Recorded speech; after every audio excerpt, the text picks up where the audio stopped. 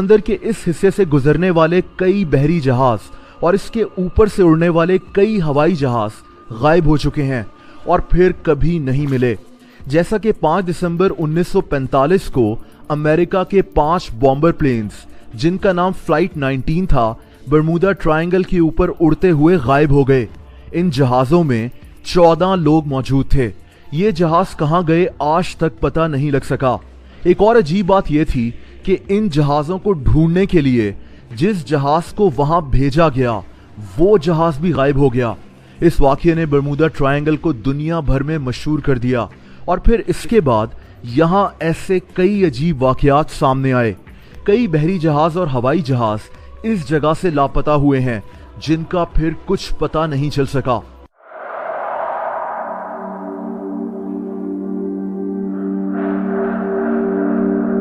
दोस्तों, Bermuda triangle के बारे में कई थ्योरीज मौजूद हैं। कुछ साइंटिस्ट कहते हैं कि समंदर के इस हिस्से के आसपास बहुत ही खतरनाक तूफान आता है जिसकी वजह से बहरी जहाज और हवा में उड़ते हुए जहाज तबाह हो जाते हैं। कुछ एक्सपर्ट्स का मानना है कि बरमूदा ट्रायंगल के नीचे मीथेन गैस मौजूद है जिसकी वजह से समंदर में धमाके होते हैं और यही गैस आसमान में खारिज होकर बादल बना देती है जिसकी जद में हवाई जहाज भी आ जाते हैं।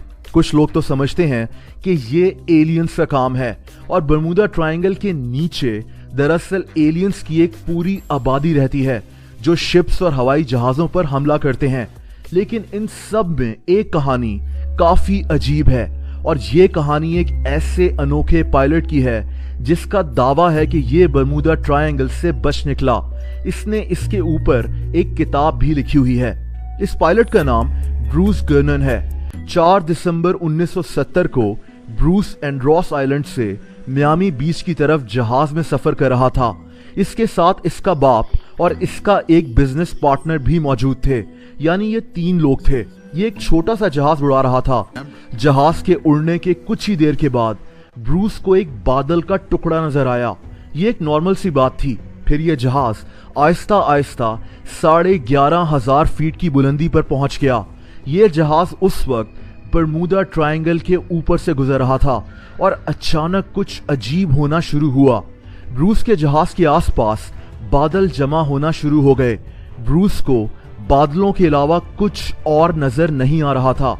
दोस्तों, ये अपना जहाज इन बादलों के बीच से निकालता हुआ ले गया, लेकिन इसके मुताबिक अचानक इसको हर तरफ अंधेरा नजर आने लगा और फिर इस अंधेरे में सफेद सी रोशनियां जलना बुझना शुरू हो गईं, जैसे बिजली कड़क रही हो, लेकिन ये बिजली नहीं थी।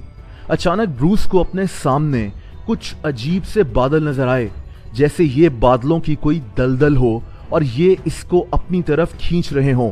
ब्रूस बहुत डर गया था। इसको समझ में नहीं आ रहा था कि ये सब क्या हो रहा है और फिर इसको अपने सामने बादलों की एक सुरंग सी नजर आई। इसका जहाज इसी सुरंग के अंदर जाना शुरू हो गया। ब्रूस के मुताबिक जैसे ही जहाज इस अजीब सी बादलों की सुरंग में दाखिल हुआ, वैसे ही ये सुरंग तंग होना शुरू हो गई। इसको लगा कि इसका जहाज इस जगह पर फंस जाएगा, लेकिन दोस्तों कुछ ही देर में बादलों की ये सुरंग भी खत्म हो गई और ब्रूस को अब बिल्कुल साफ आसमान नजर आ रहा था। एक और अजीब बात यह भी थी कि इस सारे सफर के दौरान इसके जहाज का सिस्टम भी ठीक से काम नहीं कर रहा था। ब्रूस ने जमीन पर मौजूद एयर ट्रैफिक कंट्रोलर से भी राब्ता करना चाहा, लेकिन बाद में पता चला कि ब्रूस का जहाज रडार पर भी नजर नहीं आ रहा था। लेकिन यहाँ एक और इंतहाई हैरत अंगेज बात सामने आई जिसने सबको चौंका दिया। ब्रूस एंड्रोस आइलैंड से मियामी बीच की तरफ सफर कर रहा था। यह सफर 75 मिनट्स का था, लेकिन ब्रूस का जहाज सिर्फ 47 मिनट्स में मियामी बीच पहुंच चुका था। ऐसा कैसे मुमकिन हुआ, इसकी समझ में नहीं आ रहा था। ये कैसे 28 मिनट्स पहले ही मियामी बीच पहुंच गया। इसके जहाज का फ्यूल भी उतना खर्च नहीं हुआ था जितना मियामी बीच पहुंचने के लिए इस्तेमाल होता था।